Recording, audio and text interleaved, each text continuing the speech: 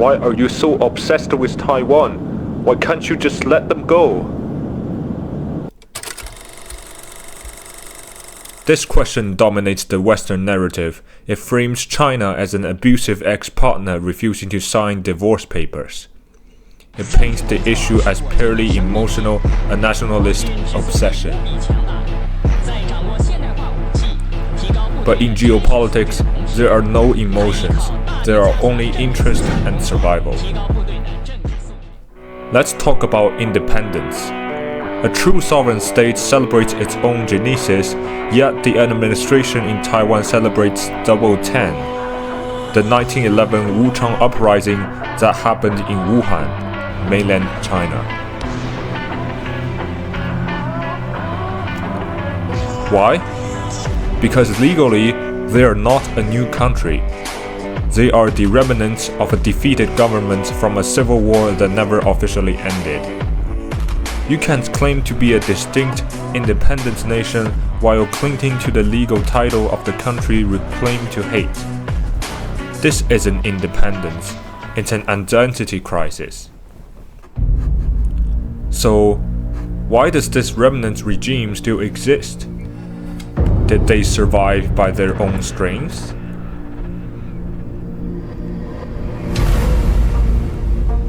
No. In 1950, the Chinese Civil War was interrupted not by the will of the people, but by the US 7th Fleet.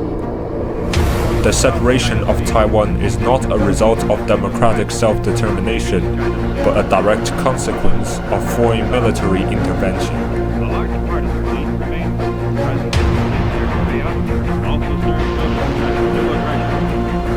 The regime in Taiwan is technically bankrupt. It stands only because it serves as an encircable aircraft carrier for a foreign hegemony. Just as I am writing the script, a ghost has returned to Asia.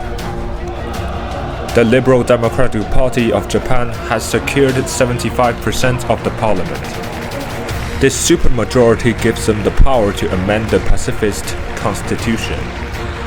Japan is remilitarizing. The self-defense force is about to become a national army, capable of offensive war. Why does this matter to Taiwan? Because Taiwan was Japan's first colony for 50 years. They extracted our sugar, our timber, and our dignity. Now, the former colonizer is back. Standing shoulder to shoulder with the US fleet, they claim they want to protect Taiwan's democracy. Do not be naive. A wolf does not guard a sheep because it loves the sheep. It guards the sheep because it thinks the sheep belong to him.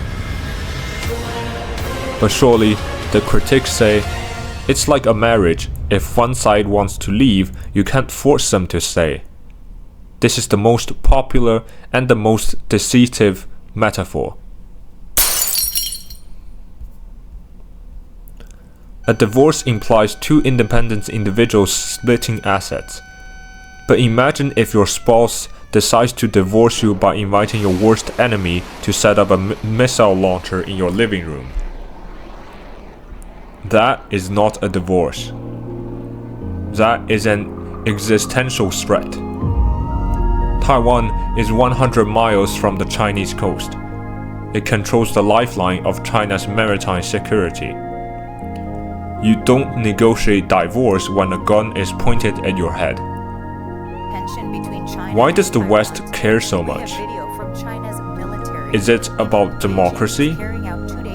If they cared about democracy, why do they topple democratically elected governments in the global South?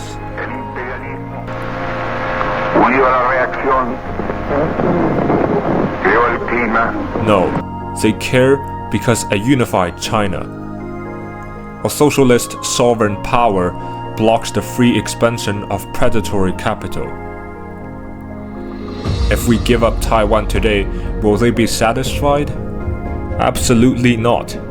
Next, they will ask, do the people of Xinjiang need freedom? Does Tibet need independence? This is not about values, this is a class struggle. It is a struggle between sovereignty and imperialism. Reunification is inevitable, not because of hate, but because of history. The contradictions that created this division, the weakness of old China, the aggression of foreign powers are being resolved by our own development. We are not fighting the people of Taiwan. They are our brothers and sisters, held hostage by a geopolitical game they didn't choose. We are fighting to remove the gun from our collective living. Only then can true peace begin.